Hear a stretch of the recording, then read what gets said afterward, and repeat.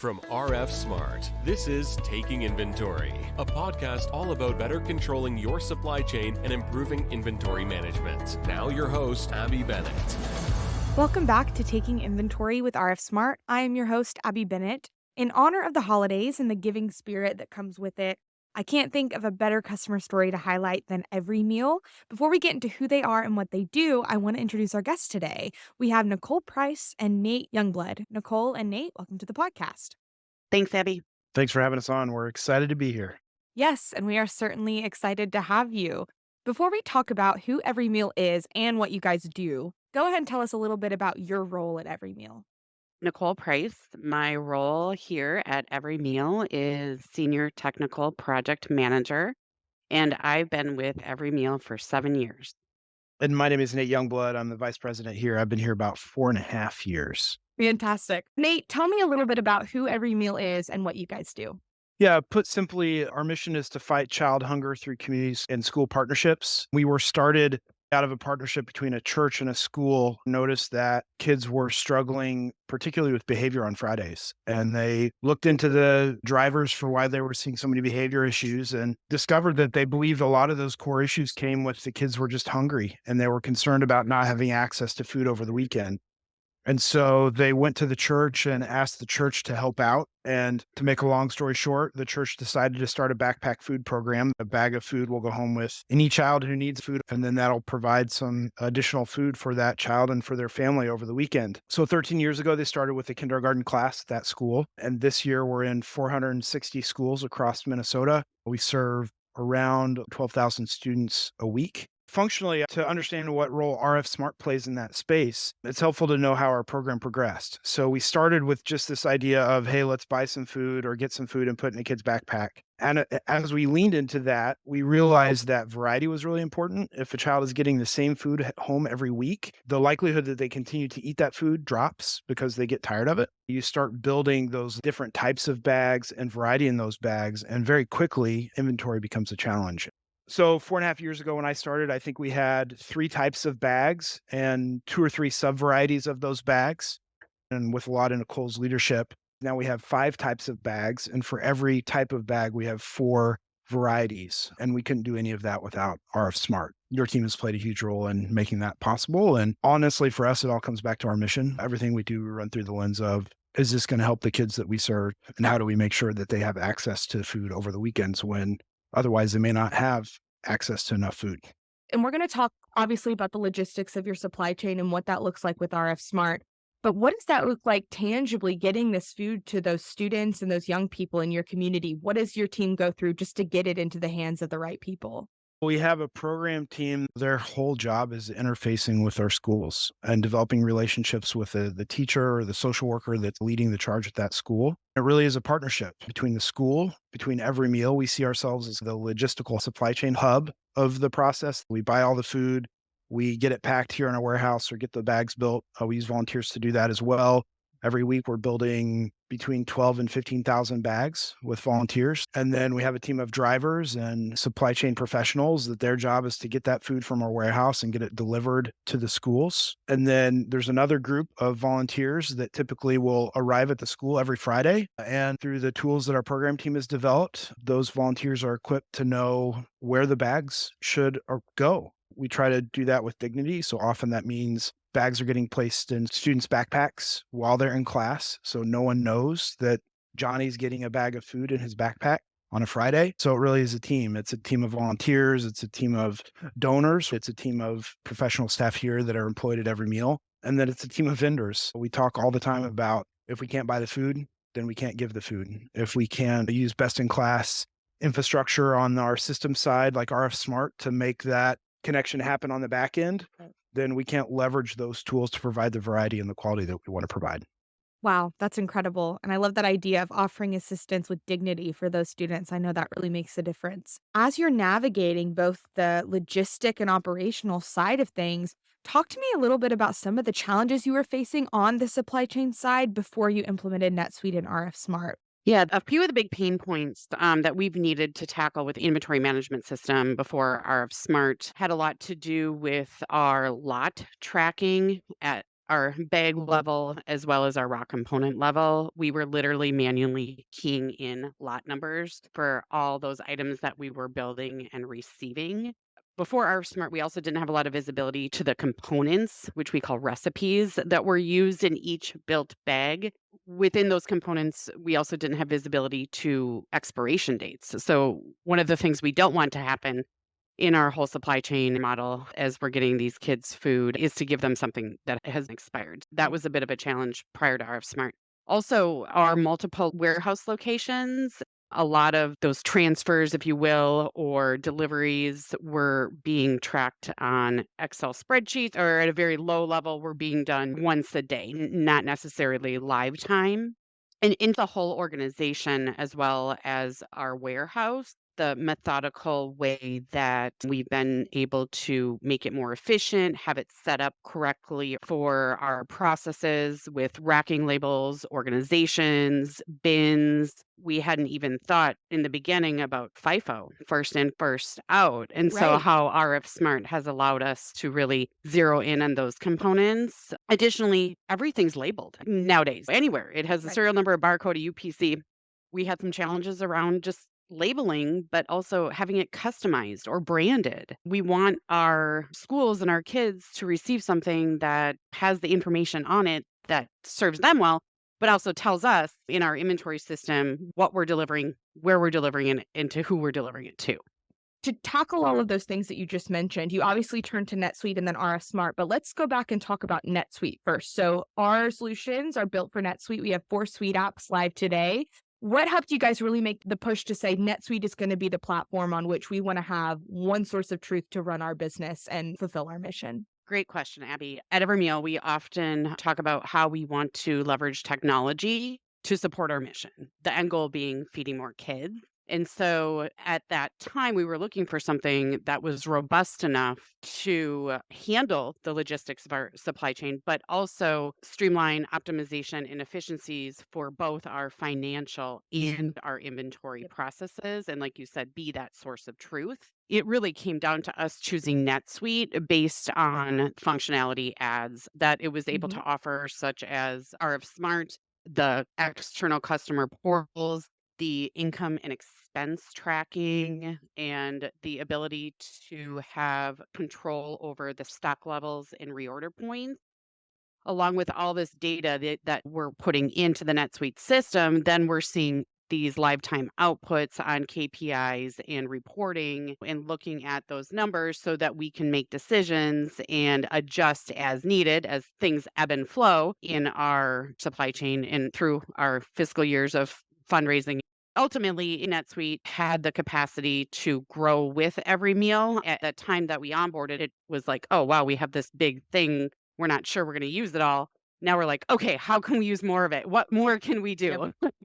Absolutely. That's such a great example of what we hear all the time with NetSuite users. They're so inspired by and excited by the ability to grow and continue to optimize their processes. It's one of the reasons that we are so happy to be built in NetSuite. So you have the business side of things in place, those processes, but you have to extend that to your supply chain, right? That's where RF-SMART comes in. Can you tell me a little bit about what the selection process was like and what really drew your team to RF-SMART?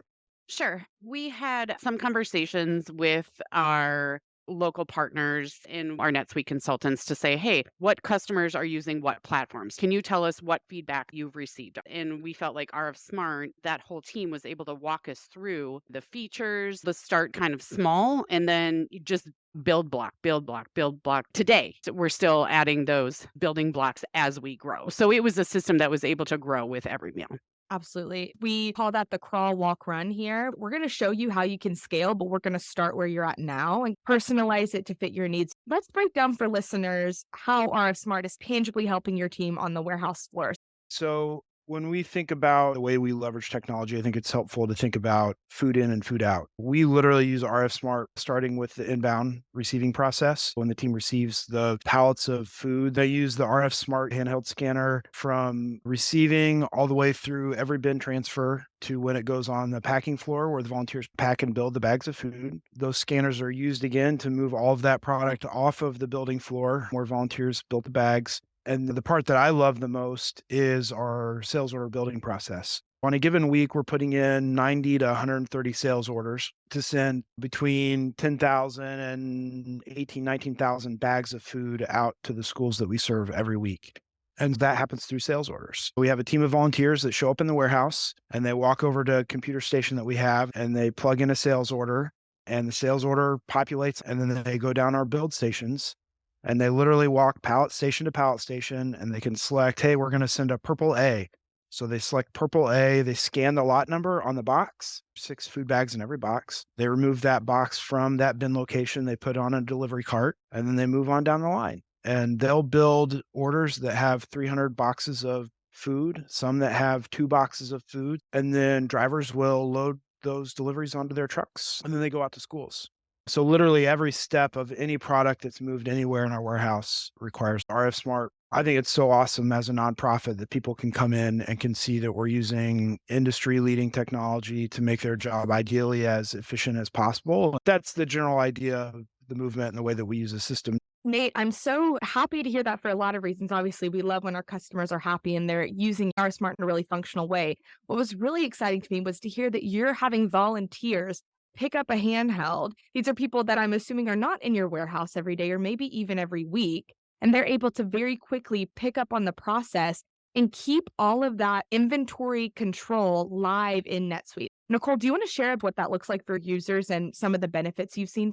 Yeah, like Nate had mentioned, leveraging our volunteers has been really huge. We're able to quickly onboard them to our processes, train them. And so that whole process has become more efficient with the optimizations and the functionality adds. Recently, RF-SMART released item fulfillment mark orders. And what that allows every meal to do is separate out the picking process. It can be a separate person. So we may have a volunteer come in and pick all these orders. And then we may have another set of volunteers come in and pack the orders to get them on the trucks to go out for delivery. And then we have another set of folks who are making those deliveries on the trucks out to the schools. So the kids are getting our food. And all of those processes can be done either in tandem or separate with this bundle to mark the orders real live time. So we would know that an order was delivered 4 minutes from now in St. Paul at X school, which is really great for inventory control, but also transparency for our program department, as well as celebrating the wins across the organizations with the KPI data, how we're leveraging not only our volunteers, but how do these numbers and how does this data that are on the RF-SMART KPIs, how can we celebrate those things? Because that all rolls up to our mission to get kids food. Our whole thing is if we can do something more inexpensively here, that means we can use more of our donor resource to buy food. And if we can buy more food, we can serve more kids. That's kind of the mindset we have. I mentioned at the start of the show that our mission involves the word partnership. And we're very aware that we can't do this alone. And so a lot of the things the program talks a lot about is how do we do this in a way that is the lowest lift possible for our school partners? And one of the things that we've been able to do is now we're able to leverage an email notification. So if you're at a school and you're a social worker and you are thinking about our inventory was low last week and I think every meal is sending us food, but I don't know if it's come yet and I haven't had a chance to walk past the storage location yet. And then you get an email ping that says, hey, at 8:55 this morning, 100 boxes of food was delivered to Green Elementary. We've taken that question out of that social worker's mind. Right. And for us, not only is that really important, but we know that will allow he or her to then focus on whatever else is next. And if that's providing care for a student in a different way than they wouldn't have been able to before or what have you, we take that really seriously. In the end, if we can make the lift as easy as possible for our partners, we want to do that. And RF-SMART allows us to do that. Absolutely. It's that downstream impact, especially as a nonprofit. So, like you said, those other professionals in your space are able to do more and offer more resources to these underserved populations. It's so cool to see it from that perspective. And even in COVID, when we saw high need, high demand, and we had to purchase additional food, there was a point in time where we needed to onboard an additional location. We were able to receive inventory at that location, get our bin set up, get our racking set up, get things moved over physically, but also in the system within days. We are able to pivot, adjust to meet the need because of the technology that we have. Nicole finished the implementation. We still shake our head because we can't believe it. Of NetSuite and RF-SMART, like 2 months before COVID hit? No one knew what was going to happen those first weeks in March. And we had a donor come through with a $280,000 check, Wow. which basically was a green light to be able to buy food. And so we knew we had the money, and we looked at Nicole and said, all right, we want to order 70,000 bags of food. And that would have taken us probably a day or two to get organized on what do we actually need to buy. And through demand planning and RF Smart, in 15 minutes, we had a purchase list. And so we had food rolling inbound to the warehouse within a week. We started building 24,000 bags a week, 6 months straight. We quadrupled our output pretty seamlessly in the end. We were really able to leverage that technology. And I shudder to think of what would have happened if we hadn't been able to have that in place prior to that point. I mean, you see my jaws dropped. That's exactly why we're here for our customers, to make moments like that as seamless as can be, right? And when times got tough, you guys were really able to be there for your community. That's really impactful. I mean, you guys can't see this, but we're looking at each other in the same conference room and we still get choked up talking about it because it was such a crazy, hard, awesome thing that we were able to participate in. It is. It's really amazing. And I appreciate you guys taking the time to share that. I think our listeners will find that really moving as well.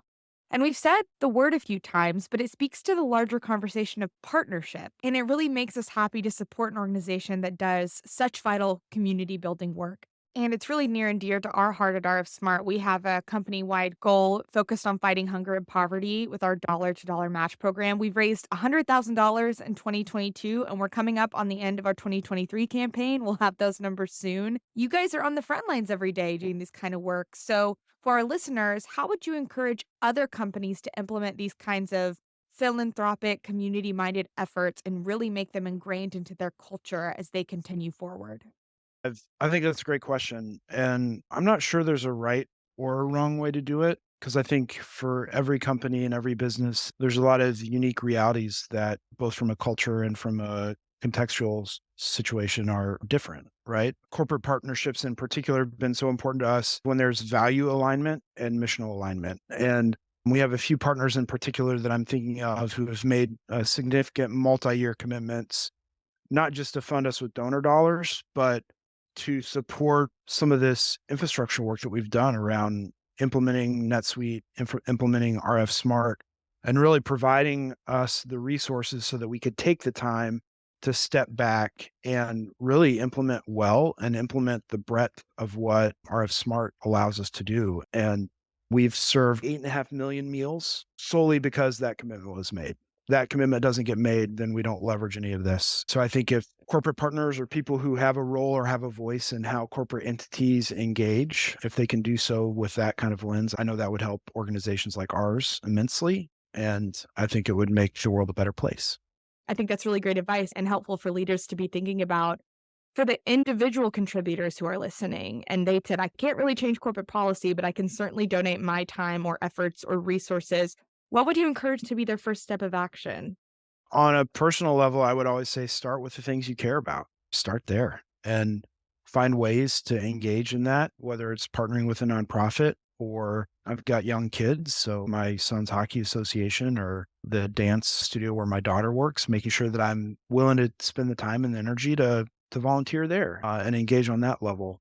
And then trust that your work and the resources that you provide in that space are really going to have an impact that's far greater than you might realize. Absolutely. I do want to end today by giving you guys an opportunity to share with listeners how they can specifically support Every Meal and the work that you guys are doing. Locally, come by and volunteer, everymeal.org. There's a volunteer button. You can click and you'll see a lot of different volunteer opportunities everywhere from packing food in the warehouse here to order building. And then obviously we need funds to buy food. And so if people are willing to donate and to provide some of the resources that would allow us to serve even more kids here in the state of Minnesota, we would love that.